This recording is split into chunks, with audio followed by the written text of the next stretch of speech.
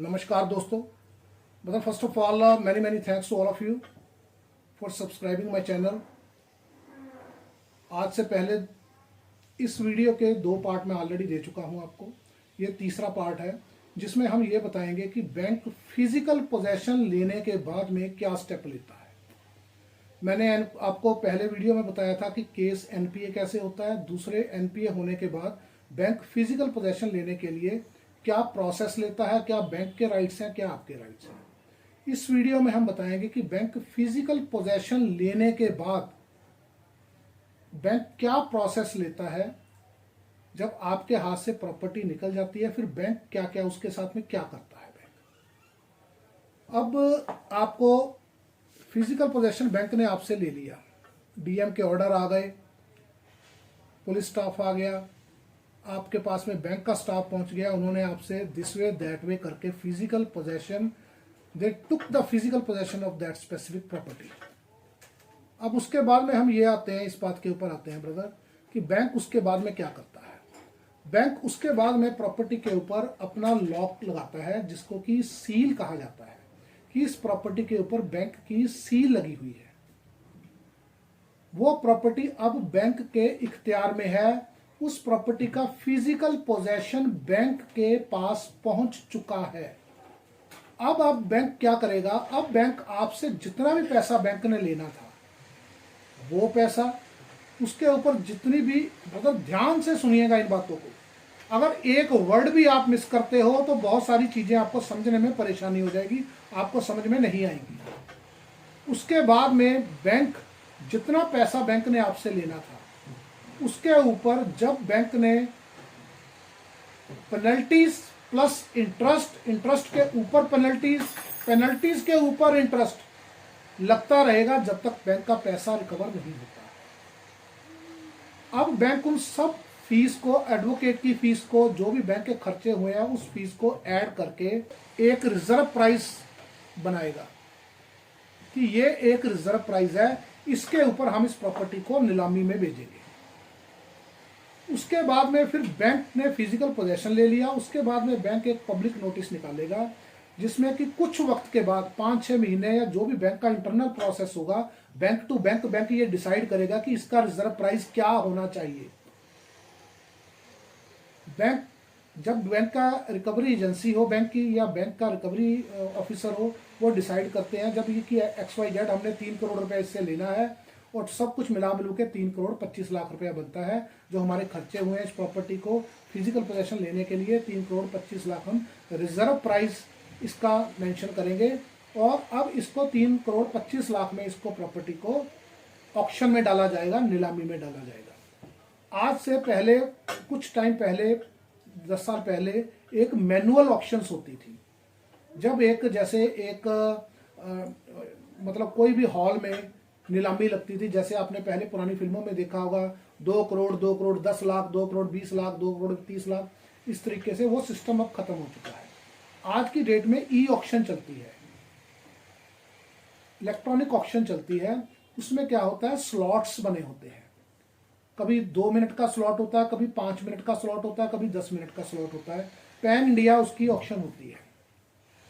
जो भी एक फाइनल बिडर होगा उसके नाम के ऊपर जो प्रॉपर्टी है वो उसके नाम के ऊपर उसको ट्रांसफर कर दी जाएगी, यानी कि वो सक्सेसफुल बिडर माना जाएगा। अब बैंक क्या करेगा, एक तो नोटिस निकाल देगा, दूसरा इसका एक पब्लिक नोटिस निकालेगा कि इसका ये प्रॉपर्टी का पूरी डिटेल दी होगी, उसकी पूरी मेजरमेंट दी होगी कि प्रॉपर्टी जो है वो उसका एरिया डायमेंशन ये है, ये 200 गज का प्लॉट है, ये 40 बाय 45 का प्लॉट है, या 100 गज का प्लॉट है, वो 30 बाय 60 का है। इस तरीके से बैंक उसमें आपको प्रॉपर्टी की डायमेंशन देगा और उसके साथ में आपको प्रॉपर्टी जो है वो प्रॉपर्टी आपको डिटेल आपको पब्लिक नोटिस से मिलेगी उसकी। अब वो प्रॉपर्टी की एक रिजर्व प्राइस मेंशन होगी वहां पे कि ये एक्स प्रॉपर्टी की ये रिजर्व प्राइस है। उस रिजर्व प्राइस में आपको सपोज करो 3 करोड़ 25 लाख रुपया उसकी रिजर्व प्राइस है। उसके ऊपर जो भी उसके बिडिंग के लिए पार्टिसिपेट करना चाहता है, कोई भी जो बोरोवर है वो इंटरेस्टेड है उस प्रॉपर्टी को लेने के लिए, वो उसमें पार्टिसिपेट करना चाहता है, तो उसको अपनी बिडिंग एप्लीकेशन के साथ में 10% की ईएमडी साथ में जमा करवानी पड़ती है। ईएमडी अर्नेस्ट मनी ड्राफ्ट, उसको एक ड्राफ्ट बना के कि ये मेरा ईएमडी का ड्राफ्ट है, वो 10% का ईएमडी का ड्राफ्ट जमा करवाता है। उसके बाद में वो बिडिंग में पार्टिसिपेट कर सकता है। अगर उसको पता नहीं है कि इसको बिडिंग को कैसे किया जाता है, तो उनको डिजिटल सारा कुछ समझाया जाता है। बैंक का अपना एक इसमें सिस्टम रहता है कि जिसमें आप बोरोअर को गाइड करते हो कि आप एक ई ऑक्शन में कैसे पार्टिसिपेट कर सकते हो। एक दिन की ट्रेनिंग भी कई बार दी जाती है, उनको बकायदा बताया जाता है कि अगर आप अपने घर में बैठे हैं तो घर में बैठ के आप कैसे पार्टिसिपेट कर सकते हैं। आपको एक यूजर आईडी पासवर्ड दिया जाता है, आप उसमें एक बिडिंग करते हो। ठीक है, सपोज करो अब आता है कि उसमें मैं आपको 2 पॉइंट बताऊंगा। एक तो अगर बिडिंग सक्सेसफुल होती है, अगर कोई प्रॉपर्टी को परचेज कर लेता है, वो आगे कैसे, उसका मोड ऑफ पेमेंट क्या रहता है। और अगर बिडिंग अनसक्सेसफुल होती है, यानी कि उसमें कोई भी पार्टिसिपेट नहीं करता या कोई लेता ही नहीं है उस प्रॉपर्टी को, तो उस केस में बैंक क्या करता है। अब सपोज करो पहले पॉइंट के ऊपर आते हैं कि बिडिंग को एक उसमें 15 बिडर्स थे, जिन्होंने टोटल बिडर्स थे, उन्होंने पार्टिसिपेट किया। उसमें से कोई एक्स बिडर था जिसकी सबसे ज़्यादा बिडिंग लगाई और उस इंसान को जो है वो प्रॉपर्टी के लिए सक्सेसफुल बिडर माना गया। तो अब प्रॉपर्टी उसके नाम के ऊपर बैंक ने बोल दिया कि ये प्रॉपर्टी अब इन भाई साहब की है, इन्होंने सबसे ज़्यादा बोली लगाई है। अब उसने 3 करोड़ 26 लाख लगा दिया या 3 करोड़ 30 लाख लगा दिया, तो उसकी हो गई है प्रॉपर्टी। अब उसमें क्या है, अब उसने 3 करोड़ 30 लाख रुपया फॉर एग्जांपल करके बिडिंग लगाई, हाईएस्ट बिडिंग अमाउंट थी उसकी। अब उसमें क्या है, बैंक को 10% वो दे चुका है। अब टोटल उसने 25% उसी टाइम ऑन स्पॉट या वेरी नेक्स्ट डे उसने उसी टाइम जमा करवाना है बैंक को। जिस दिन बिडिंग हुई 10% वो पहले दे चुका था, 15% उसने और डिपॉजिट करवाना है। वो उसी टाइम भी डिपॉजिट करवाना बैंक मैंडेटरी कर सकता है कि जब आपने बिडिंग दी, अभी आप अपना ड्राफ्ट बनाइए 15%, रेस्ट 15% का, और 25% जो रकम है वो margin money as a complete कीजिए इसको। तो वो उसी दिन दे सकता है या वेरी नेक्स्ट डे दे सकता है। तो उसने 25% जो रकम है अपनी कंप्लीट कर दी। अब रेस्ट 75% रकम के लिए 25% उसने दे दी और रेस्ट 75% के हिसाब से अकॉर्डिंग टू द नॉर्म्स उसको 15 दिन का वक्त दिया जाता है कि 15 दिन के अंदर आप रेस्ट 75% रकम को आप बैंक में डिपॉजिट कीजिए और अपने नाम के ऊपर रजिस्ट्री करवाइए। अगर वो 15 दिन का टाइम लेके 15 दिन के अंदर अंदर पेमेंट जमा करवा देता है, तो बैंक का जो भी एक ऑफिसर अपॉइंट होता है जो उसकी रजिस्ट्रार ऑफिस में उसके नाम के ऊपर सेल डीड करवाएगा, वो उसके साथ में जाता है और उसके नाम के ऊपर टाइटल को ट्रांसफर किया जाता है और उसको बैंक की सील खोल के उसको फिजिकल पोजेशन हैंड ओवर किया जाता है। मगर अगली वीडियो में मैं आपको ये चीज बताऊंगा कि आपको किन किन मुद्दों के ऊपर, जब आप, ये तो बैंक के प्रोसेस बता रहा था मैं आपको, अब एज ए बोरोअर आपको किन किन पॉइंट्स के ऊपर ध्यान रखना चाहिए बैंक की ऑक्शन प्रॉपर्टी में पार्टिसिपेट करने के लिए। मैं वो चीजें आपको सारे पॉइंट्स को A to Z आपको पूरा मास्टर बना दूंगा इस चीज में। अब उसके नाम के ऊपर रजिस्ट्री ट्रांसफर हो गई, उस केस में उसको फिजिकल पोजेशन हैंड ओवर कर दिया गया, तो आप पीसफुली इस प्रॉपर्टी के एक्स प्रॉपर्टी के रजिस्टर्ड ऑनर भी हो गए हो और आपको उस प्रॉपर्टी का कब्जा भी मिल गया होगा। तो ये प्रॉपर्टी आज के बाद में आपकी मलकियत में है, आप इस प्रॉपर्टी के मालिक हैं। ठीक है, अब ये तो हो गया ये पॉइंट। अब दूसरे पॉइंट के ऊपर आता हूं मैं आपको कि अगर वो बिडिंग अनसक्सेसफुल होती है, अब सपोज करो उसमें किसी ने पार्टिसिपेट नहीं किया या बैंक ने जो रिजर्व प्राइस रखा हुआ था वो लोगों को लगता है कि ये मार्केट वैल्यू के कंपेरेबल प्राइस है, तो हम इसको क्यों परचेज करें, क्योंकि इसमें जो सारी रकम है वो आपको पक्के में देनी होगी। अमूमन आप क्या करते हो, कोई भी प्रॉपर्टी को परचेज करते हो जब, तो उसके सर्कल रेट के, क्योंकि मार्केट वैल्यू हमेशा सर्कल रेट से ज्यादा रहती है, तो आप सर्कल रेट आप बाउंड हो सर्कल रेट को पक्के में देने के लिए कि गवर्नमेंट ने इस एरिया में 5,000 रुपए का सर्कल रेट है या 50,000 रुपए का सर्कल रेट है, उसके हिसाब से आपको पक्के की रकम देनी पड़ती है। लेकिन बैंक ऑक्शन प्रॉपर्टीज के सिलसिले में आपको जो भी रकम इसमें तय हुई है, जो भी सक्सेसफुल बिल्डर ने बिडिंग की है, वो सारी की सारी रकम आपको पक्के में देनी होती है। ये इस पॉइंट को आप बकायदा ध्यान में रखिए। आप उस रकम को, सपोज करो लोगों को लगता है, हम दूसरे पॉइंट के ऊपर दोबारा से आ रहे हैं कि दूसरे लोगों को लगता है कि भाई ये मेरे पास में पक्के का अरेंजमेंट नहीं है या एक हैवी रकम है तो इसमें पक्के का अरेंजमेंट नहीं हो रहा लोगों से, या उनको ये लगता है कि ये मार्केट वैल्यू के कंपेरेबल है तो क्या फायदा इस प्रॉपर्टी को लेके, क्योंकि बैंक ऑक्शन की प्रॉपर्टी लोग तभी लेंगे जब ये मार्केट से 20-30% सस्ती मिलेगी लोगों को, तभी वो पक्के का भी अरेंजमेंट करेंगे, तभी सारी एफर्ट्स करेंगे। अगर वो मार्केट रेट के कंपेरेबल रेट है तो उसमें कोई पार्टिसिपेट नहीं करता है, तो उस केस में वो जो ऑक्शन है वो अनसक्सेसफुल मानी जाती है, कि जो फर्स्ट बिडिंग थी इसकी वो अनसक्सेसफुली, जो फर्स्ट ऑक्शन थी इसकी, जो नीलामी थी उसकी, वो अनसक्सेसफुल हो गई है। उस केस में बैंक के पास में फिर राइट्स होते हैं। बैंक 3 महीने के टाइम के बाद में, या जो भी बैंक का अपना एक इंटरनल सिस्टम होता है जो डिस्कशन के बाद में वो तय करते हैं, उसके बाद में इसको फिर दोबारा से ऑक्शन में डाला जाएगा।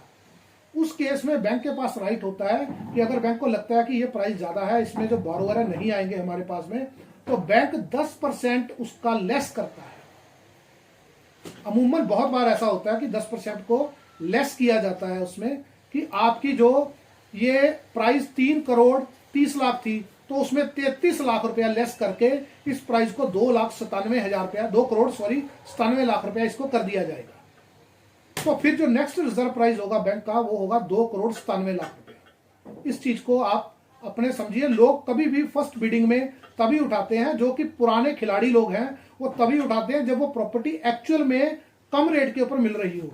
नहीं तो लोग वेट करते हैं कि इस प्रॉपर्टी को हम दूसरी या तीसरी ऑक्शन में उठाएंगे प्रॉपर्टी को, जब इसका वैल्यू, जो इसका रिजर्व प्राइस है वो 10 से 20% नीचे आ चुका होगा। और हर लोगों के पास में, हर बड़ी प्रॉपर्टीज में लोगों के पास में इतना वाइट का पैसा नहीं निकल के पाता है। ज्यादातर लोग छोटी प्रॉपर्टीज में पार्टिसिपेट करते हैं। जो छोटी प्रॉपर्टीज 50 लाख से 1 करोड़ तक की प्रॉपर्टीज होती हैं, उसमें प्रॉपर्टीज में जो ऑक्शन है वो ज्यादातर सक्सेसफुल हो जाती है, बशर्ते वो मार्केट रेट से नीचे में मिल रही हो। एक पॉइंट आपको और क्लियर करता हूं ब्रदर मैं, कि इस प्रॉपर्टी को लेने के लिए अगर कभी कभी बोरोवर ये सोचता है कि मेरे पास में, सपोज करो ये 2-3 करोड़ की मैं प्रॉपर्टी ले रहा हूं और इसमें मेरे पास में खुद 50 लाख रुपए का अरेंजमेंट है, 2.5 करोड़ रुपया मैं XYZ बैंक से लोन अवेल कर सकता हूं, तो मैं आपको यह चीज क्लियर कर देता हूं कि इस प्रॉपर्टी के ऊपर इनिशियल स्टेज के ऊपर लोन नहीं मिलता है। आप बैंक की ऑक्शन प्रॉपर्टी को परचेज करने के लिए कभी भी ना तो लोन के लिए अप्लाई करें, ना आपको लोन मिलेगा। आप जब उस प्रॉपर्टी को परचेज कर लेते हो, आप कहीं से भी पैसा अरेंज कीजिए, अपने भाई से, बंधु से, यार से, दोस्त से, रिश्तेदारों से आप अरेंज करके व्हाइट की कैपिटल लेके, उनसे व्हाइट की एंट्रीज लेके आप उस प्रॉपर्टी को परचेज करते हैं। फिर उस प्रॉपर्टी के ऊपर आप उसके ऊपर लोन अगेंस्ट प्रॉपर्टी अवेल कर सकते हैं, बैंक से लोन ले सकते हैं, लैप ले सकते हैं उसके ऊपर आप, बशर्ते आप जिस अमाउंट के लिए भी एलिजिबल होंगे सिर्फ वही अमाउंट आपको उस प्रॉपर्टी के ऊपर लोन के द्वारा मिल पाएगी। उसमें से आप उन लोगों का पैसा वापस कर सकते हैं जिनसे आपने अपने फ्रेंड सर्कल में, रिश्तेदारी में या कहीं से भी आपने पेमेंट का अरेंजमेंट किया था उस टाइम में प्रॉपर्टी लेने के लिए, आप उनको रीपे कर सकते हैं। तो ये बैंक का प्रोसेस है एक। आप एनपीए होने के बाद में बैंक उस प्रॉपर्टी का क्या करता है, अपना पैसा कैसे रिकवर करता है।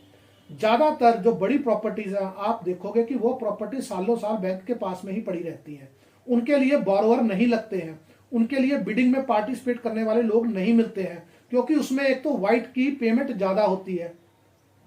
कल को इनकम टैक्स डिपार्टमेंट आपसे क्वेश्चनिंग कर सकता है कि भाई आपने इतना पक्के का अरेंजमेंट कैसे किया, ये प्रॉपर्टी आपने कैसे परचेज की। तो इस पॉइंट की वजह से भी लोग उस प्रॉपर्टीज को कभी कभी उसमें बिडिंग लगती ही नहीं है, सालों साल नहीं वो प्रॉपर्टी बिकती। उन प्रॉपर्टीज के रेट भी आपको मार्केट से 20 से 30% तक सस्ते मिलते हैं। उसको जो कोई उठाएगा वो वही बंदा उठाएगा जिसके पास में व्हाइट का पैसा होगा, या वो लोग उठाएंगे जो 2-3 लोग मिलके, बड़े लैंडर्स मिलके या बड़े इन्वेस्टर्स मिलके वो प्रॉपर्टी को ले सके, थोड़ा थोड़ा अपने अपने पार्ट के ऊपर व्हाइट का अरेंज करके वो प्रॉपर्टीज को उठाते हैं। तो ये पॉइंट्स थे मेरे जो कि आपको जानना इंतहाई जरूरी था कि बैंक प्रॉपर्टी का फिजिकल पोजेशन लेने के बाद बैंक प्रॉपर्टी का क्या करता है, अपना पैसा कैसे निकालता है। अब एक मेजर पॉइंट में आपको और क्लियर करता हूं ब्रदर। अब आपने कहा कि मेरी प्रॉपर्टी सपोज करो 5 करोड़ की थी, बैंक ने इस प्रॉपर्टी को 3.5 करोड़ रुपए में बेच दिया, या इसने इसका प्राइस 3.5 करोड़ रखा। आप इसके अगेंस्ट में हाई कोर्ट में भी आप अपील कर सकते हो, एक याचिका दायर कर सकते हो कि भाई मेरी प्रॉपर्टी की जो वैल्यू है आज की डेट में, फेयर मार्केट वैल्यू वो 5 करोड़ है, बैंक इसको 3.5 करोड़ रुपए में बेच रहा है, ये अनजस्टिफाइड है। मेरी प्रॉपर्टी को बैंक सस्ते में नहीं बेच सकता है। इसके ऊपर भी आप बैंक को इंस्ट्रक्शंस हाईकोर्ट से दिलवा सकते हो। किसी की भी प्रॉपर्टी का रेट, बैंक को कोई इख्तियार नहीं है कि अपना पैसा रिकवर करने के चक्कर में उस प्रॉपर्टी का रेट औने पौने में बेच दिया जाए। प्रॉपर्टी की फेयर मार्केट वैल्यू के ऊपर ही उसकी रिजर्व प्राइस तय होनी चाहिए, असूल ये कहता है। हालांकि बैंकर ऐसा नहीं करते हैं, वो सिर्फ अपना पैसा रिकवर करने के चक्कर में होते हैं। उनको इस चीज से कोई लेना देना नहीं होता कि जो पार्टी है, जो बोरोवर है, उसकी एसेट, उसकी प्रॉपर्टी की वैल्यू ज्यादा है और हमारा जो आउटस्टैंडिंग अमाउंट है वो कम है, तो इसका रिजर्व प्राइस को ज्यादा रखा जाए। उनको पता है कि अगर हम मार्केट वैल्यू के ऊपर इस प्रॉपर्टी का रिजर्व प्राइस रखेंगे तो इस प्रॉपर्टी को लेने के लिए कोई बोरोवर नहीं मिलेगा, तो इसलिए वो उतनी रकम ही रखते हैं जितना बैंक ने आपसे लेना होता है। ये कुछ मुद्दे थे जो मैंने आपको क्लियर किए हैं। उम्मीद करता हूं कि आपको बहुत सारी चीजें मेरी 3 वीडियोस में क्लियर हो गई होंगी।